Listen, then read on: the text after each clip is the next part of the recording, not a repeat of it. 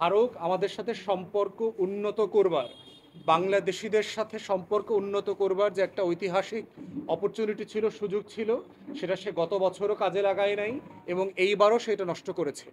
তো এই জন্য আমরা বোধ করছি যে এই বন্যার কারণে সবচেয়ে বেশি ক্ষতিগ্রস্ত যারা হন আমাদের উত্তর অঞ্চলীয় জেলার যারা ভাই বোনরা আছেন এবং অধিবাসী। আমরা এইটার প্রতিবাদ করবার জন্য আজকে আপনাদের সাথে এই মতবিনিময় করছি। আমরা বোধ করছি যেহেতু ভারতকে আমরা কোনোভাবে আর বিশ্বাস করতে পারছি না, তাই তিস্তা ব্যারেজকে নিয়ে যে মহাপরিকল্পনা চায়না প্রস্তাব করেছে সেটাকে কতটুকু পরিবেশ বান্ধব করা যায়, দীর্ঘমেয়াদে প্রযুক্তি বান্ধব করা যায় এবং কত কম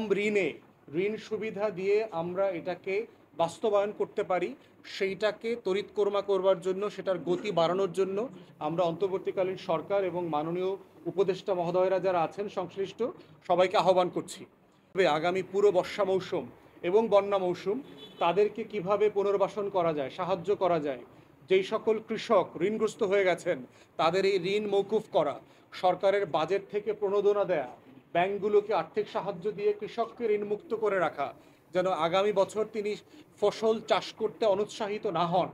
সেইটার জন্য যা যা কার্যকর পদক্ষেপ নেওয়া দরকার আমরা সরকারকে আহ্বান করছি। অর্থ মন্ত্রণালয় থেকে শুরু করে পরিকল্পনা মন্ত্রণালয়, কৃষি মন্ত্রণালয়, তারা যৌথভাবে সম্মিলিতভাবে এই উদ্যোগটা নেবেন এবং এগুলো নিয়ে তারা কাজ করবেন। এই অঞ্চলের যেই সমস্যাগুলো নিয়ে আমরা বারবার কথা বলছি যে এইটা একটা কৃষি প্রধান অঞ্চল, কিন্তু এই অঞ্চলে লক্ষ লক্ষ আমার তরুণ তরুণীরা বেকার হয়ে আছে। তাদের বেকারত্ব দূর করবার জন্য যেই শিল্পাঞ্চল দরকার, যেই পুঁজি বিনিয়োগ করা দরকার, সেই পুঁজি বিনিয়োগের বাস্তবতাগুলো আমরা দেখতে পাচ্ছি না। যেই ধরনের প্রণোদনা দিয়ে, ট্যাক্স রেয়াত দিয়ে যেভাবে বড় বড় ইন্ডাস্ট্রিগুলোকে এখানে শিফট করা দরকার এবং এখানে নিয়ে আসার জন্য চেষ্টা করা দরকার এবং এটার মধ্য দিয়ে লক্ষ লক্ষ জব তৈরি করবার যে বাস্তবতা তৈরি হওয়া দরকার ছিল, আমরা এইটা আগের সরকারগুলো থেকে শুরু করে অন্তর্বর্তীকালীন সরকারের মধ্যেও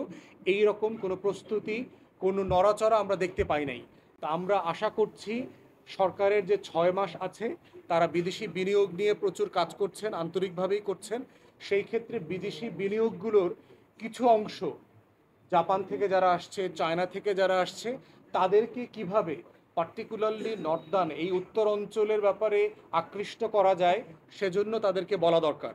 বিশেষ করে যেহেতু এখানে তিস্তাটা চীনা প্রকল্পে হবে, চীনের টাকায় হবে,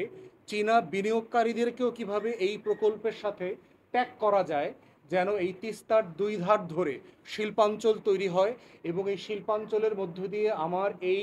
8টা জেলার রংপুর বিভাগের যে গরিব কৃষকের ছেলে মেয়েদের চাকরির সুব্যবস্থা যেন এই অঞ্চলে হয়, তাদেরকে যেন ঢাকাতে মাইগ্রেট করতে না হয় অথবা বড় বড় শহরে চলে যেতে না হয়, সেই ব্যাপারে চীনা বিনিয়োগকারী এবং চীনের সরকারের সাথে সিরিয়াস নেগোসিয়েশন করা দরকার বলে আমরা বোধ করছি।